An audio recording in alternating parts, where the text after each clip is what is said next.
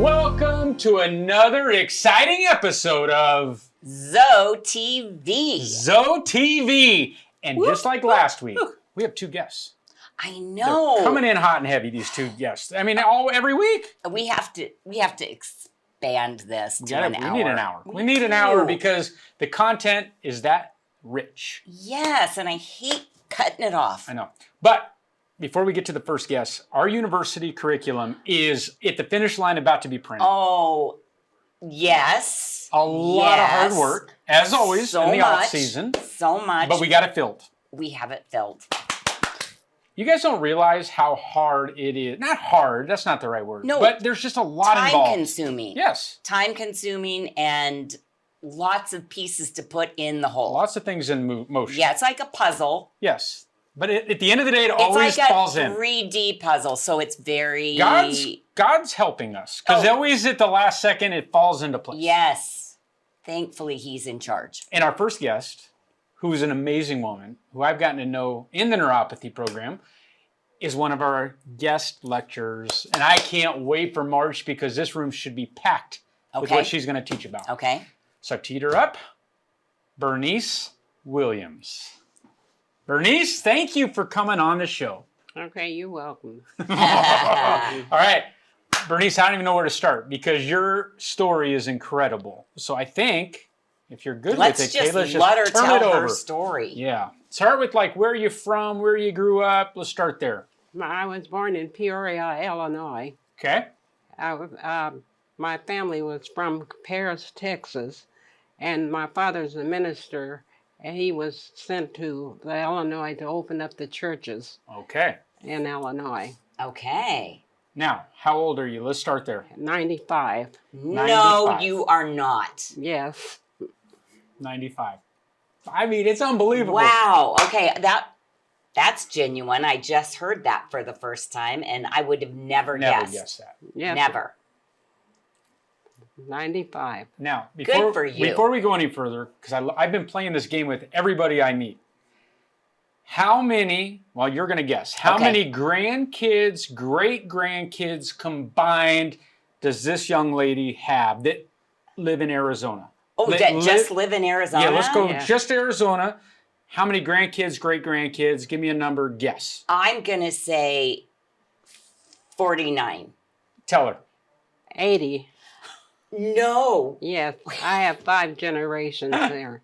80. 80. How do you do Christmas? Wait, okay, so the 5 generations are you, your children, your grandchildren, your great-grandchildren, and you have my daughter. It's me, and then my daughter, and then my grandchildren, and great-grandchildren, and great-great-grandchildren. Yes. Oh. 5 generations. Okay, how many children total do you have? 2. 2? But how many siblings? 2 daughters. How many siblings? 2. No, how many brothers and sisters do you have? Oh, 8. 8. Mm-hmm. So you're number 9 in your family? Yes. Yes. You have a lot of people to love. 80. Yes. I have a multicultural generation of children. I love it. Talk that through. What does that mean? Yeah, what does that mean? I have children from India, grandchildren. My grandsons are married to different cultures. I love it. So I have from Mexican, India, from India. Okay. And from Africa. Okay. And South America. Hmm. So these are my great-grands. I love it. Bunch of beautiful children. It sounds fabulous. That's amazing. Well, I love those. I've been playing this game since I learned this about you with everybody, and nobody's got the number right. And they know I'm asking. They know it's high. You know it's high. No one ever goes there. Wow. It's fantastic. Okay, so let's back up. So you're in Peoria, Illinois. Then what? Then I moved. My job moved me to Wichita, Kansas. Okay. And then I moved to Kansas City, Kansas. Got it. Okay. And the reason I'm in Arizona is one of my grandsons. Okay. He had called me on Easter Sunday, and he found me crying, and he didn't know why, but I was crying because I wasn't sad or anything. I was alone, but I wasn't lonely. It's just that I had grandchildren that were not coming up to me telling me about their Easter eggs. Oh. Or about, I have more than the others. Yeah. So I was missing them being in my yard. Oh, and they were Picking. here in Arizona, and you were in Kansas. Right, by myself. So that's when they brought you here? Yes, my grandson, he said, Grandma, we're not going to have any more holidays without you. And so he came down from Wichita here, Arizona, and he packed up my clothes and everything and sent them off, and then he put me on the plane with him. Hey, when? Was that? In 2017. In 2017. So now how long have you lived at Glencroft? About 3 years now. 3 years. Because you lived they had a mother-in-law suite, right? So yes, you lived there. He had a mother-in-law suite, so he brought me up to his. And then they live in Levine. Oh, okay. But when I found this place, I had put in for some times back, a couple of years back, I had put in. So when they called me, to come and look at it, I went on and they said, go ahead and take it because I like being by myself, Right. You're by yourself, but surrounded by a lot of people. And best of both worlds. Oh, that is wonderful. Best of both worlds. Well, let's talk, because we're going to run out of time, and you're amazing, so we're going to have a part 2. We got to have her back. Okay. Talk about your work history and what you did in the nursing industry, where you started and where you ended up. Oh, yes. I started when I was a teenager. Okay. I worked at the hospital. When we, in Peoria, when you're 12 or 13, you can go to work. Oh. And so what they would do, if you kept your A and B average in school, then you can go on a job. You didn't have to go to study hall in the afternoon. You could go to a place to go to work. So I began to work in the hospital, St. Francis Hospital in Peoria, Illinois, setting up dinners for the patients and things like that. So you started in food service. Right. And then what was your progression? I worked from the kitchen to director of nursing.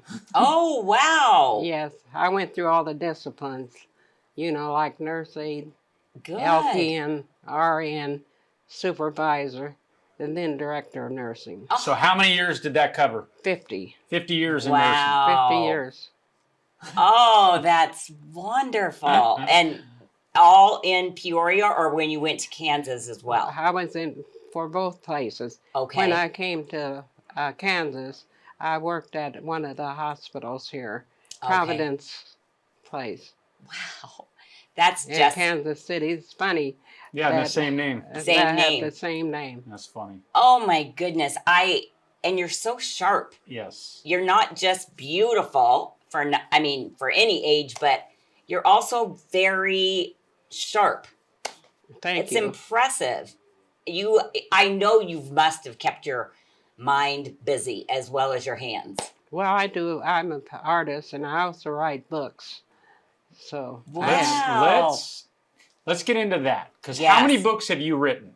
4. 4 books. 4 books. Let's talk about the names, because my first books were A View from the Right Side of 60. Oh. Because I didn't start writing until after I was 60. Oh. And then the last book is Healing of the Memories. And what is that about? Because I was no longer 60, so I had to change it. So what is that about? Well, poetry, the first books are all about poetry. Okay. The reason I started with them, I was alone by myself.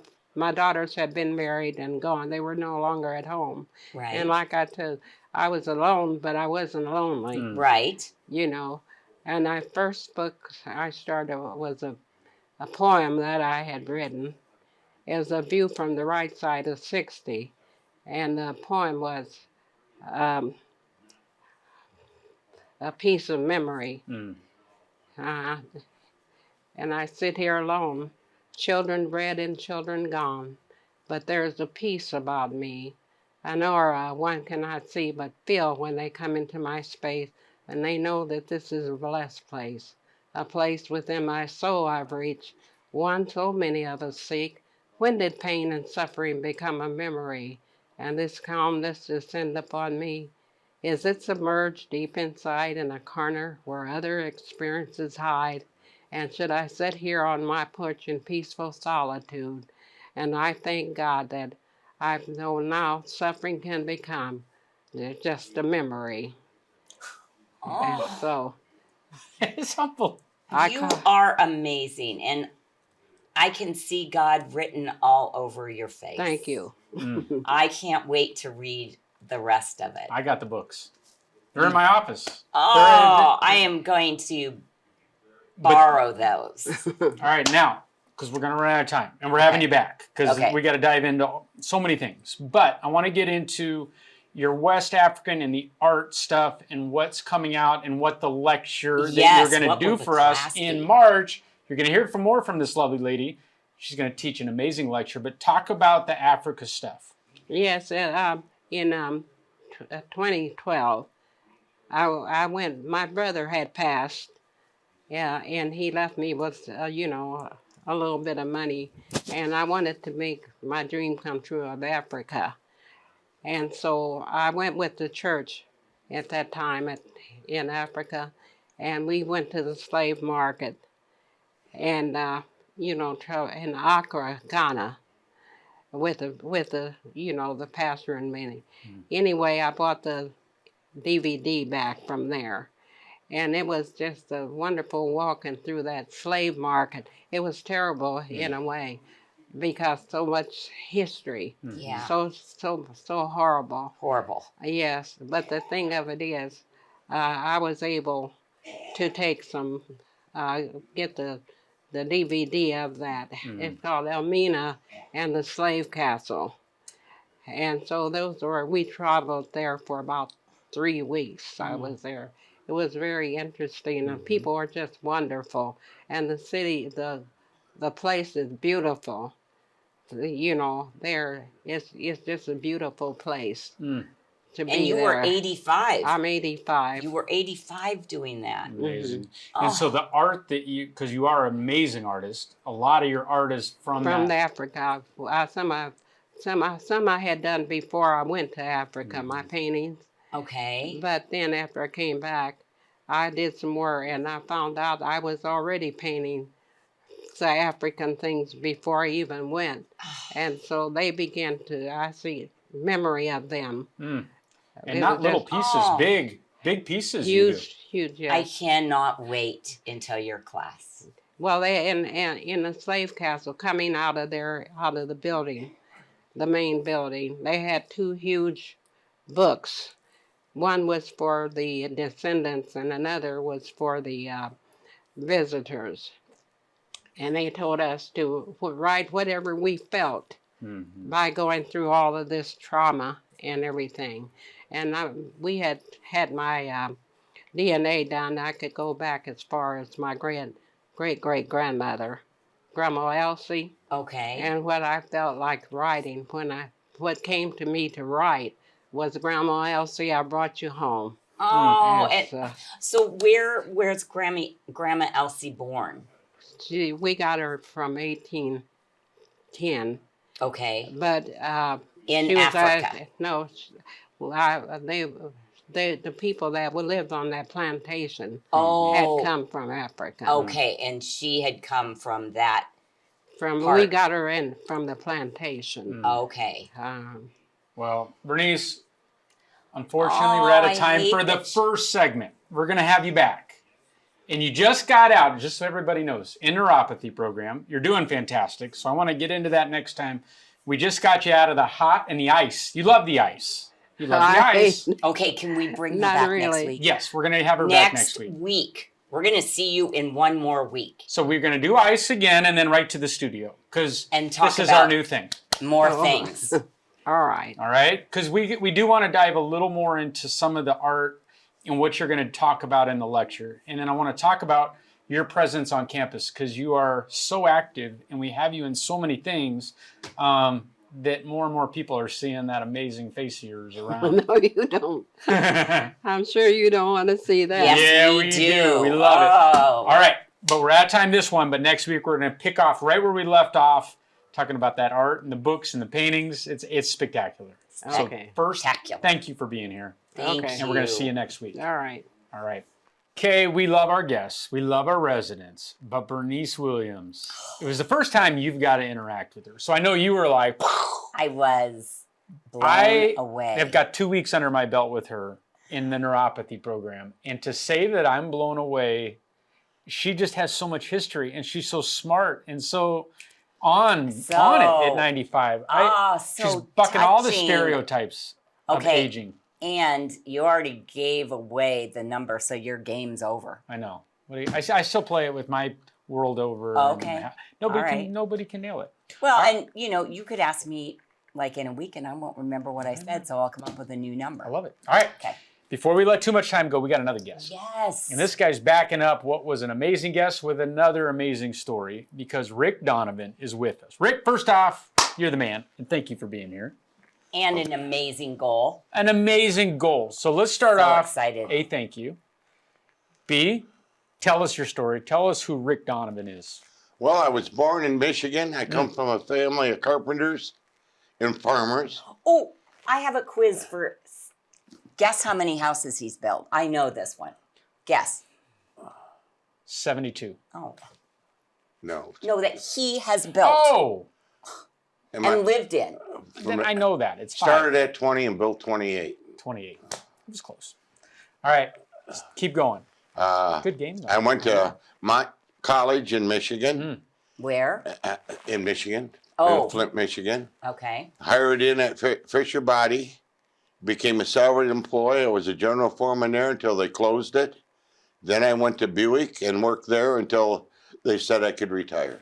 Okay. Very cool. And then after I was retired for a while, my wife, she always wanted to make more money. So I started a construction company and did that until I just got sick of working one day because it turned into 7 days a week. And I just said, that's it, I'm retiring. Good for you. So, And you were still in Michigan? yes, no, Okay. yes. And then I moved to Tennessee. And I also had a house in Florida then. I'd go to that in the wintertime. And then here about, 14 months ago, my wife had a stroke and passed away. So I came here. Well, Sorry, that's the reason you I came know. here. That's But a hard circumstance, but we're glad you're here. And you've hit the ground and you're thriving on this campus in this setting. Well, the people I've met, everybody tries to be nice. When you're in the exercise program and the people work here, they try to do things so people are doing it with a smile on their face. And with, I guess, today's inflation and the way things are going, we need that. All your older people. And I've seen the change in a lot of people, that go to the pool or down to the gym or the other activities. And you see people that are in the programs care for the people. When you go to some of the exercise stuff, when you see people smiling and laughing and enjoy themselves while they do it, I think it gets them more involved. Yeah. yes. Yeah, it's contagious. Well said. Smiles are contagious. They are. And so, can I ask the big question? Please. Tell us your goal. Because you just told me and it's impressive. I've started a diet. I want to lose 100 pounds. And I'm going to stick to it. I've lost 3-4 notches in my belt. And I'm just going to, I've decided I don't want to be fat no more. I'm starting to get used to eating healthy again. Well, that's half the battle. So when you have a goal like that, where was your mind switching? Was it around the food? Was it about exercise? Was it both of them together? What? It was both of them together. I with having bad legs, I just said, maybe if I get skinny enough, I'll be able to move longer. Because I don't want to end up bedridden or anything like that if I can help it. Yeah. No, good for Yes. you. And what do you have going on with your legs? Is it I can't even pronounce it. I inherited somehow in my genes and from my family.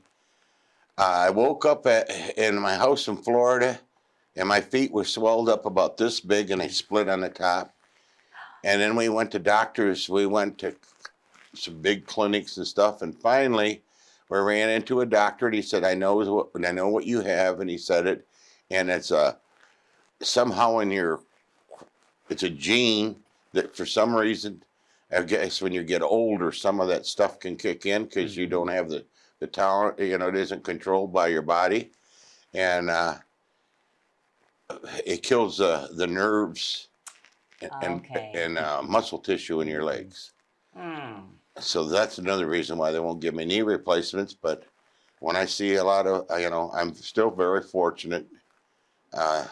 Miss my wife, but I've adjusted to that. And just try to make the most out of every day. That's a great attitude, and it's really all we have, right? Yep. Just today. Yep. So good for you, and good for you wanting to lose the weight just because you know it will be a good thing for you. And a lot of the people here, I think they've helped generate people being friendly. You can go by somebody and say hello and they talk to you and stuff. And people that live here need that because there's a lot of people that are alone. Yes. And I've seen people that seem to be, how do I say it? I want to say it respectfully, withdrawn or very quiet. And I've seen them all at once open up and talk and laugh. And that's good for them and it's good for Glencroft. It is. And I think our activities play a big part of that, in addition to what you can do. They have so many activities. So much to do here. Yep. They have the exercise activities. They put on so many programs that I don't keep track of them all. Right. But a lot, and then they have movie theaters for the older people to go to and give them popcorn and stuff like that. So they enjoy it. I was thinking about that the other day as I was walking by the auditorium, like Wednesday night's movie night, Friday night's entertainment. Yep. We have 6 different theme weeks. Yeah. You really, if you're not involved, it's because you're not involved, because there's so much to get involved in. And if you're here and you're a resident, try it. Yes. And if you don't like the first thing, go try something else. And all at once you'll find your niche. You're exactly right. It's true. Well, I see you walking around and you talk to everybody. I mean, Yes, you you are do. so proactively engaging others. And I watch it in the pool. Whoever walks in the door, big smile, welcome. You're so engaging. When I talk to people about you, hey, you know that guy? He goes, that guy's the nicest guy on the planet. He helped me with a scooter, or he's done a lot for me personally. And so I think there's a lot you're doing under the radar people don't know about. This week I'm giving away my 3rd scooter. Oh. It's impressive. And I go through and try to find a HUD person Okay. and give them a scooter. So you buy them or you repair them? Oh, well, Or both? I've been lucky. The first one was given to me from a person I met when they passed away. They said, I told them that I wish I could get some scooters for these people that I see that are handicapped. How do I say it? In respect to them that can't afford it. Right. And I just feel that I can do it. So I look them up and give them a scooter. But I also, when I give the person a scooter, whoever I get it from, I have them send them a card. And then I also, it sounds bad, I ask them, if you pass away and you're here, please leave your family know to give me the scooter back so I can give it to another needy person. Oh, I don't think that sounds bad at all. I think No. that's paying it forward and exactly. doing exactly what's the right thing to do. So if anybody watches me or talks about this, I will, I don't do it for any money or anything like that. I do it just because I like people. Oh, that is a great thing, And I see Rick. people that are, especially when they live further away on the campus, struggling to get to Henry's to eat. And, I think Judith in the store. Yes. She's happy as she Yes. can be. She was one of the first ones I give a scooter Oh, to. and her smile I know. She's is just the best smile. But what I on like campus. is, and I hope you don't mind me telling that story, but Wanda Spain, who's in the pool with you, you guys have a nice little rapport and friendship. But Wanda caught wind of a scooter that was being on, with her daughter, and then you caught wind of it, and you guys worked together to get the scooter moved onward, fixed, and off and running. Her right? daughter didn't have nothing to do with it. Come from a total different person. Unbelievable. Yeah. Well, And sometimes I have to put new batteries in them and stuff like that. Yeah. And I don't mind. Man, Wow. that is wonderful. Thank you. You do that for the right reason. amazing. All right. Tell us one thing that you like to do outside of things here at Glen. What's your passion? What was your hobbies? What do you enjoy? Woodworking. Woodworking. Oh. Okay. My father was world famous. He won the United States Canadian wood carving championship 7 times, and my uncle and my fathers were excellent carpenters. They were master carpenters. So he had a big building, and he got involved in pouring bronzes. Oh. Okay. And became, any of the art magazines, you would see Ken Donovan in there. Wow. That was my father. Unbelievable. And when you've seen all the stuff you have to go through, you build a box with little leaks and you pour the hot bronze in. It's the And process. then he studied it to the point if he wanted something black or green, he knew what chemicals to use. And Amazing. Amazing. Well, Ken, we appreciate you being here. You do Yes. so much for this campus under the radar, which is a tribute to you that we all don't know all that you're doing. You're doing No. amazing stuff. Thank and the you. residents, I just love your smile and the way you engage people, man. It goes a long way. the thing I miss, when I left the last house that I built for my wife, I had a huge, nice big garage. And I would build cupboards and, I miss working with my hands. Yeah. Awesome. Well, do we still have the woodworking group? I think Marvin Miller. Oh, yeah, but this kind of stuff I need. Oh. You got big stuff. All You got to right. have a warehouse. I had table saws, chop saws. Thank you for being here Okay. Yes. and all you do. Appreciate it. Well, I hope everybody, that comes here new, don't live in your place with your door closed. Come out and meet people. There you Good go. point. Thank you. See you guys next week.